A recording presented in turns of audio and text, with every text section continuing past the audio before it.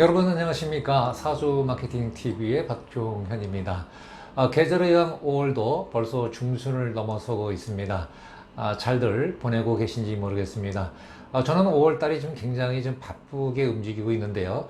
그 중에 하나가 5월 달에는 공공기관에서 많은 신입사원 채용이 지금 이루어지고 있는데요. 그래서 지난 한 열흘 동안은 신입사원들 채용의 전 단계인 바로 서류 전형 평가에 다녀왔습니다. 한 1000여 명 정도 평가를 하다 보니까 참 좋은 글도 많았고 또 안타까운 글로 인해서 탈락에 좀 고배를 마시는 그런 지원자들도 많이 접했습니다. 그래서 이번 시간에는 특별히 어떻게 하면은 자소서를 잘 통과할 수 있는 그 요령, 그 5가지에 대해서 제가 한번 정리해서 말씀을 드리고자 합니다. 네, 그러면은 본격적으로 자소서 평가 요령에 대해서 한번 말씀을 드리겠는데요. 자, 일반적으로 이제 자소서 평가에는 크게 이제 2가지로 나눠볼 수가 있습니다. 정량적 평가라는 게 있고요. 그리고 이제 정성적 평가라고 하는 것이 있는데 아마 취준생들께서는 대부분이 아마 정성적 평가만이 아마 신경을 좀 많이 쓰고 있다고 해도 과언이 아닐 것 같은데 이 정량적 평가라고 하는 것은 평가위원회 주관적 판단에 의해서 평가가 절대 이루어지지 않게 되어 있습니다. 다시 말해서 어떤 기관에서 요구한 서류를 기반으로 하기 때문에 100% 백디에 의해서 어떤 결과가 처리가 되기 때문에 취준생께서는 기관에서 요구하는 그 자료 이것을 제때 내거나 또는 정확한 또 날짜에 맞춰서 이렇게 제출을 해야 함에도 불구하고 그렇지 못해서 다음 단계인 필기시험의 어떤 그 명단에 오르지 못한 그런 안타까운 상황이 좀 많이 발생이 됐습니다. 자, 정성적 평가라고 하는 것은 이제 결국은 이제 평가위원회에 의해서 판단이 되는 거기 때문에 이것은 이제 평가위원별로 편차가 좀 발생될 수 있기 때문에 작게는 이제 2명, 또 많게는 4명의 평가위원회에 의해서 합산에 의해서 이제 최종 이제 어떤 점수가 산정이 돼서 다음 단계로 넘어가는 그런 절차를 밟고 있다. 먼저 이런 어떤 기본적 이해가 좀 필요할 것 같습니다. 네, 그럼 본격적으로 자소서를 잘 통과할 수 있는 요령, 이 5가지 대해서 제가 정리해서 말씀을 좀 드리겠습니다. 먼저 이 첫 번째인데요. 많은 분들에게 해당되는 것은 아니겠습니다만은, 의외로 취준생들의 상당수가 문항당 요구하는 글자 수, 기본 자수에 미달돼서 점수가 잘 부여되지 않는 또는 과락이 되는 이런 경우가 종종 있습니다. 예컨대 글자 기본 자수가 만약 600자 이내로 쓰라라고 얘기를 했을 경우에 통상적으로 기관에서 요구하는 것은 80% 이상 수준이 적어도 500자 이상의 글을 쓰기를 원하고 있습니다만은 의외로 200자, 300자 또 굉장히 좀 누가 보더라도 좀 불성실하게 좀 쓴 거 아니냐 라는 의구심을 듣는 그런 어떤 답안 작성이 굉장히 많은데요. 이런 어떤 취준생들은 절대 좋은 점수를 받지 못하거나 또는 과락에 의해서 탈락될 수 있는 가능성이 많다라고 하는 것을 먼저 말씀을 드리겠습니다. 네, 2번째 말씀드릴 수 있는 것은 바로 이 블라인드 채용에 입에대해서는 안 된다는 건데요. 자, 공공기관은 현재 100% 블라인드 채용에 의해서 어떤 그 신입사원이 선발되고 있습니다. 뭐 잘 아시는 바와 같이 블라인드 채용이라는 것은 직무와 관련 없는 스펙을 무시한 채 능력 있는 그런 어떤 사원들을 선발하고자 하는 그런 제도인데요.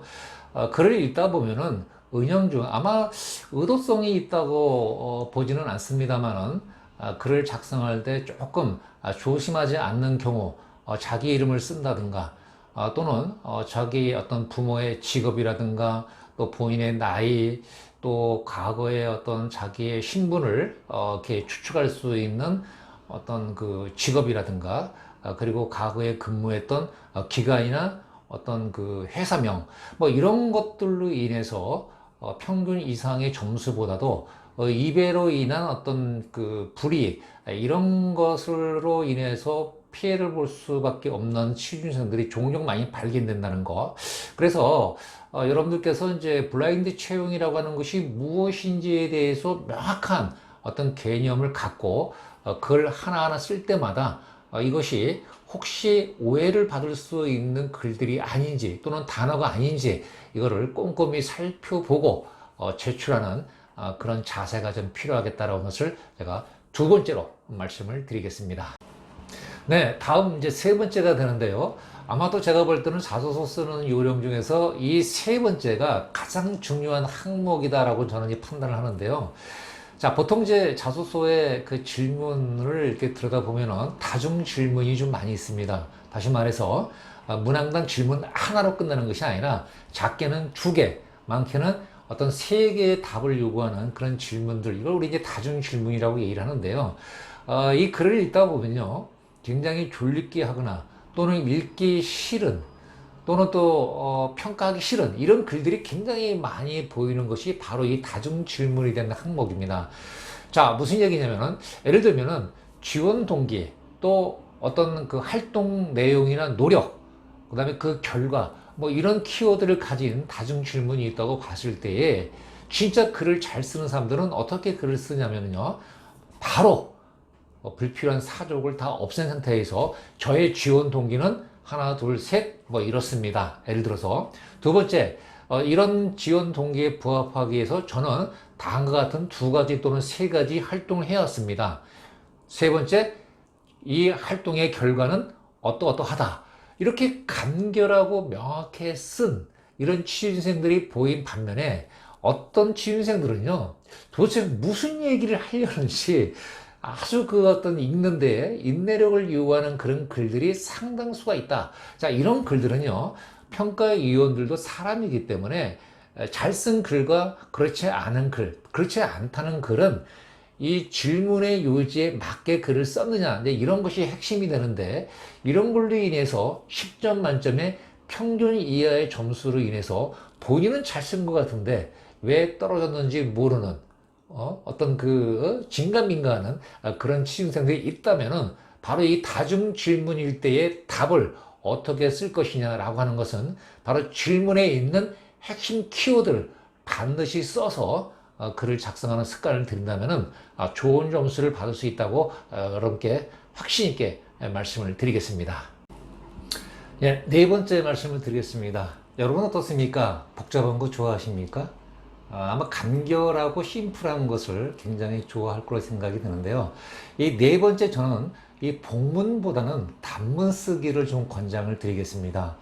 자, 이 취준생들이 이제 뭐 글 쓰는 녀석들을 이제 많이 하신 분도 있고, 이제 그렇지 못하신 분도 있는데, 쉼표도 없이 굉장히 길게 또는 복문, 도대체 무슨 얘기인지 이해하기 난해한, 아마 본인들도 잘 이해하지 않거나 또는 어디서 또 이렇게 이제 뭐 카피해서 쓰는 글도 있을 것 같은데, 가급적이면 저는 심플하는 것이 최고의 문장력이고 또 전달하고자 하는 메시지가 명확하다라는 것을 강조드리겠습니다. 그래서 여러분께서 만약에 A4 용지가 있다라고 하면은 한 줄 이상을 넘어서 글을 쓰는 것은 어떤 평가위원들로 하여금 좋은 어떤 점수를 받고 또 그 글을 이해하기에는 굉장한 인내를 요구하기 때문에 가급적이면은 간결하고 명확한 단문 중심의 글을 쓰는 연습을 여러분께 권장드리겠습니다. 네, 마지막 다섯 번째입니다.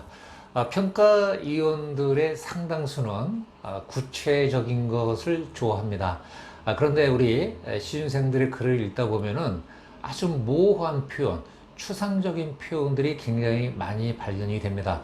예컨대 어떤 일을 함으로써 이제 결과가 나타났을 경우에 표현의 어떤 그 습관들을 보면은 좋은 성과를 냈다, 아주 탁월한 성과를 냈다, 또는 교수님으로부터 팀 프로젝트 활동을 통해서 칭찬을 받았다 라는 그런 식의 문장이 굉장히 많은데요. 자, 이런 식의 문장보다도 여러분께서 어떤 성과나 결과를 나타낼 때는 검증 가능한 또는 측정 가능한 그런 키워드나 단어를 썼으면 좋겠다라고 하는 것을 여러분께 말씀을 드리겠습니다. 예컨대 어느 카페에서 제가 알바를 해서 좋은 판촉 아이디어를 냈다라고 가정을 해봤을 때 그 결과가 좋은 매출 또는 상당한 매출을 얻었다라는 그런 애매모호한 표현보다도 이 어떤 판촉을 하기 직전보다도 뭐 고객 수가 그죠? 2.5배 증가됐든가 아니면 매출이 32.5% 증가됐다든가 뭐 이런 식으로 구체적으로 검증 가능한 이런 내용들이 좀 필요한데 그렇지 않고 이렇게 애매모호하고 추상적인 이런 표현들을 많이 씀으로써 과연 이 성과가 타당한 거냐 좀 신뢰할 만한 것이냐 라고 하는 어떤 이런 내용들이 평가위원들로 하여금 의심을 갖게 된다면은 아마도 평균 이상의 좋은 점수를 획득하기는 매우 어렵지 않을까 이렇게 여러분께 강조드리고 싶습니다. 네, 지금까지 공공기관에서 자소서를 잘 통과하는 요령 이 5가지 대해서 제가 말씀을 드렸습니다. 한 1000여 명 정도를 자소서 평가를 하다 보니까 진짜 통과할 사람과 그렇지 못할 사람이 눈에 확연하게 나타나는데요. 제가 이제 그 영상에서 언급한 이 5가지 요령만 잘 준수를 해도 아마 여러분들이 다음 단계인 필기 시험에 어떤 자격이 주어지는 것은 100% 분명하다. 뭐 이렇게 말씀을 드리겠습니다. 제 영상에 조금이라도 도움이 됐다면 좋아요, 구독은 저에게 큰 힘이 되겠습니다. 네, 지금까지 사주 마케팅 TV의 박주홍이었습니다. 여러분 고맙습니다.